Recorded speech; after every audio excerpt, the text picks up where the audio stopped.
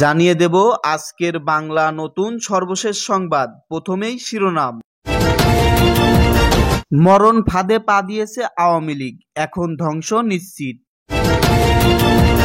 আওয়ামী লীগ কোনো দিন বাংলাদেশে রাজনীতি করতে পারবে না, স্পষ্টভাবে জানিয়েছেন ছাত্র সমন্বয়করা। একের পর এক আওয়ামী লীগের এমপি মন্ত্রীরা ধরা খাচ্ছে, তাদেরকে 10 দিন করে রিমান্ডে নেওয়া হচ্ছে। সাবেক প্রধানমন্ত্রী শেখ হাসিনার নামে হত্যা মামলা দায়ের করা হয়েছে, আজকেই আদালত থেকে ফাঁসির রায় ঘোষণা করা হয়েছে। শেখ হাসিনা আর কোনোদিন রাজনীতি করতে পারবে না, আজকেই হাইকোর্ট থেকে ঘোষণা হলো। ভারত মোদী সরকার অচিরেই শেখ হাসিনাকে দেশে পাঠাবে, ডক্টর ইউনূসকে কথা দিয়েছেন মোদী। সেনাপ্রধান আর ডক্টর ইউনূসের একই সিদ্ধান্ত, শেখ হাসিনা যেখানেই থাক না কেন তাকে বাংলাদেশে এনে ফাঁসিতে ঝুলানো হবে।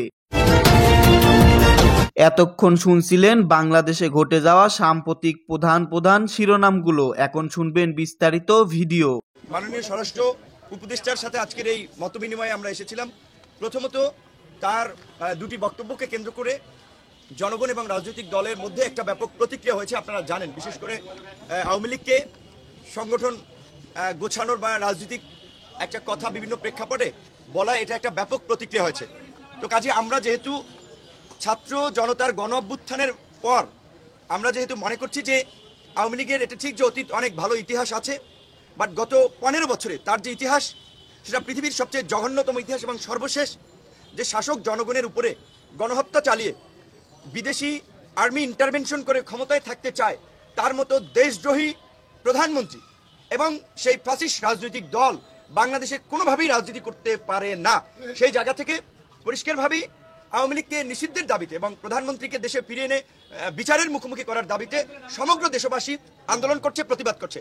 কাজেই সেই সময় যদি সরকারের পক্ষ থেকে, যেই সরকার জনগণের ম্যান্ডেট নিয়ে, জনগণের সমর্থন নিয়ে আমরা যাদেরকে ক্ষমতায় বসিয়েছি, তারা যদি জনগণের জনমতের বিপরীত কথা বলেন, তাহলে একটা প্রতিক্রিয়া তৈরি হয়।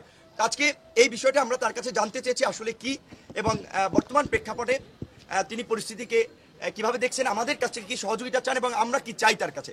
সেখানে তিনি পরিষ্কারই বলেছেন যে আসলে তার বক্তব্য হয়তো মিসকোট হতে পারে কিংবা বিকৃতভাবে প্রচার হতে পারে, কিন্তু তিনি নিজেও একজন এই জালিম সরকারের দ্বারা ভুক্তভোগী হিসেবে আমাদের কাছে উপস্থাপন করেছেন যে আপনি সেনা একজন উচ্চপদস্থ কর্মকর্তা, অনেকদিন সেনা অনুষ্ঠানে দাওয়াত পান না, রাষ্ট্রীয় অনুষ্ঠানে দাওয়াত পান না।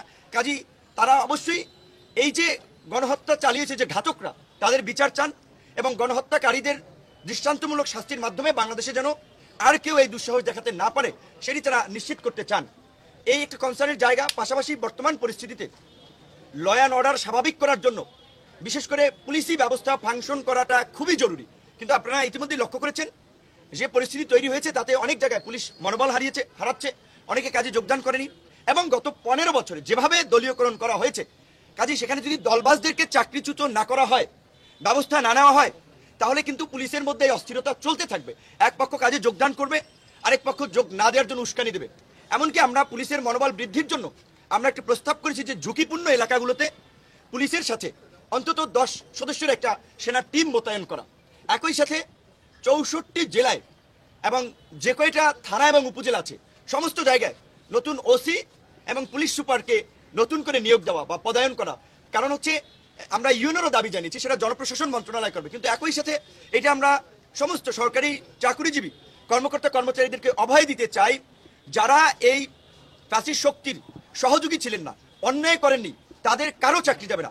আমরা মনে করি যে অবশ্যই 64 জেলার এসপি খারাপ ছিলেন না, কিংবা সমস্ত ডিআইজিরা কখনোই সবাই খারাপ না, হয়তো পরিস্থিতির কারণে অনেকে অনেক কিছু করতে বাধ্য হয়েছেন, কিন্তু যাদের গুড ট্র্যাক রেকর্ড রয়েছে, যাদের পেশাদারিত্ব ছিল এই পরিস্থিতির মধ্যে ন্যূনতম, তারা কেউ যেন চাকরিচ্যুত না হয়। কারণ একসাথে সব ধরনের ব্যবস্থা নেওয়া যায় না। আপনারা জানেন সালমান এফ রহমানের মতো একজন স্বীকৃত ব্যাংক লুটেরা, শেয়ার বাজার কেলেঙ্কারির সাথে জড়িত মাফিয়া গ্রেপ্তার হয়েছে। স্বাভাবিকভাবেই বাংলাদেশের বর্তমান যে পরিস্থিতি, অনেক ব্যবসায়ীর বিতর্কিত ভূমিকা রয়েছে। এখন ব্যবসায়ীরা যদি আতঙ্কিত হয়, তাহলে এখন এই সরকারের যে প্রধান দুটি চ্যালেঞ্জ, একটি হচ্ছে ল অ্যান্ড অর্ডারকে স্বাভাবিক করা এবং ইকোনমি গতিশীল করা, তাহলে কিন্তু অর্থনীতি থমকে দাঁড়াবে। কাজে আমরা এটাও পরিষ্কার করেছি যে ব্যবসায়ীরা যেন হয়রানির না শিকার হয়। এবং এই যে এটা তো সত্য, দিনের আলোর মতো আপনারা দেখতে পাচ্ছেন কিছু কিছু জায়গায় চর দখলের মধ্যে ইতিমধ্যে একটা শ্রেণীর উদ্ভব হয়েছে, নব্য দখলদার পত্রিকা অফিস দখল করছে, টিভি চ্যানেল দখল করছে, মানুষের মিল ফ্যাক্টরি দখল করছে। এই দখলদারদের বিরুদ্ধে শক্ত পদক্ষেপ নিতে হবে এবং এই সাধারণ ছাত্র জনতা যেমনি ভাবে গণঅভ্যুত্থান ঘটিয়েছে, অন্তর্বর্তী সরকার গঠন করেছে, এই অন্তর্বর্তীকালীন সরকারকে সব ধরনের সহযোগিতা করবে এবং আমরা এই দখলদারি, লুটপাট এবং এই নৈরাজ্যের বিরুদ্ধে সেটা তাদেরকে আমরা জানিয়েছি পরিষ্কারভাবে। এবং তারাও বেশ কিছু ক্ষেত্রে আমাদের সহযোগিতা চেয়েছে। বিশেষ করে এই যে 15ই আগস্ট কেন্দ্রিক আপনারা জানেন যে একটা নৈরাজ্য তৈরির যে এই যে পলাতক প্রধানমন্ত্রী যে ইনস্ট্রাকশন দিচ্ছেন তার নেতাকর্মীদের মনোবল চাঙ্গা করার জন্য, আমরা বলেছি দেশের মধ্যে ওবায়দুল কাদের সহ আরো যারা এই গণহত্যায় জড়িত তারা দেশের মধ্যে ঘাপটি মেরে আছে এবং গোপালগঞ্জে দেখেছি আমরা তারা আস্ফালন ছেড়েছে, অনতিবিলম্বে তাদেরকে খুঁজে খুঁজে গ্রেপ্তার করা এবং ছাত্রলীগ যুবলীগের সন্ত্রাসীদেরকে ওবায়দুল কাদের নিজেই লেলিয়ে দিয়েছেন। কাজে এখন তাকে গ্রেপ্তার করা একটা প্রধান একটা বিষয় হয়ে দাঁড়িয়েছে।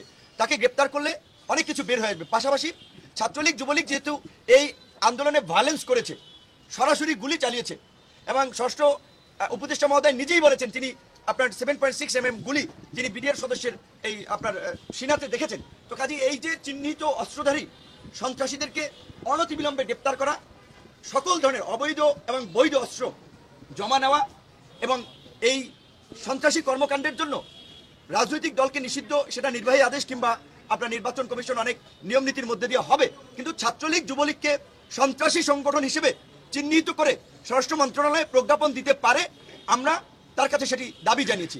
পাশাপাশি তিনি আমাদের কাছে অনুরোধ জানিয়েছেন, আহ্বান জানিয়েছেন, দেশবাসীর প্রতি আহ্বান জানিয়েছেন আমাদের মাধ্যমে ল অ্যান্ড অর্ডারকে স্বাভাবিক করতে পুলিশ প্রশাসনকে সব ধরনের সহযোগিতা করতে। কোথাও যদি কোনো চিহ্নিত সন্ত্রাসী নৈরাজ্যকারী কোনো অবস্থান করে থাকে আমাদেরকে তথ্য দেবেন।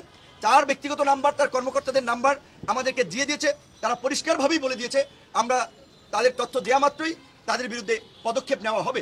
সর্বশেষ যেই কথা, এই যে একটা সরকার গঠিত হয়েছে, এখনো আমাদের অনেক ঝুঁকি রয়েছে, আশঙ্কা রয়েছে।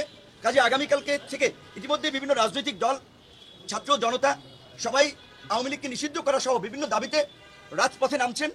আন্দোলনকারী দলকে যারা বিপ্লবী ছিলেন, বিপ্লবীদের দ্বারা কোথাও যেন কোনো বিন্দুমাত্র শৃঙ্খলার ঘাটতি না হয়, কোনো কেউ ভায়োলেন্স তৈরি করতে চাইলে যথাসময়ে পুলিশ এবং সেনাবাহিনীর সহযোগিতা নিয়ে তাদেরকে যেন আটক করার ক্ষেত্রে সবাই সহযোগিতা করে, তারা সেটি আহ্বান জানিয়েছেন। কারণ আমরা স্বাধীনতা অর্জন করেছি, এখন শান্তিপূর্ণভাবে দেশকে শান্তির পথে পরিচালিত করা আমাদের দায়িত্ব, সরকারের দায়িত্ব।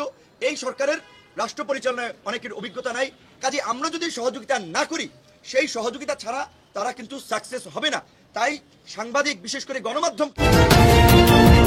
এতক্ষণ শুনছিলেন বাংলাদেশে ঘটে যাওয়া বিস্তারিত ভিডিও। আজকের এই ভিডিওটি আপনাদের কেমন লাগলো ভিডিওর কমেন্ট বক্সে অবশ্যই জানিয়ে দিবেন। চ্যানেলে নতুন হলে চ্যানেলটাকে অবশ্যই সাবস্ক্রাইব করবেন।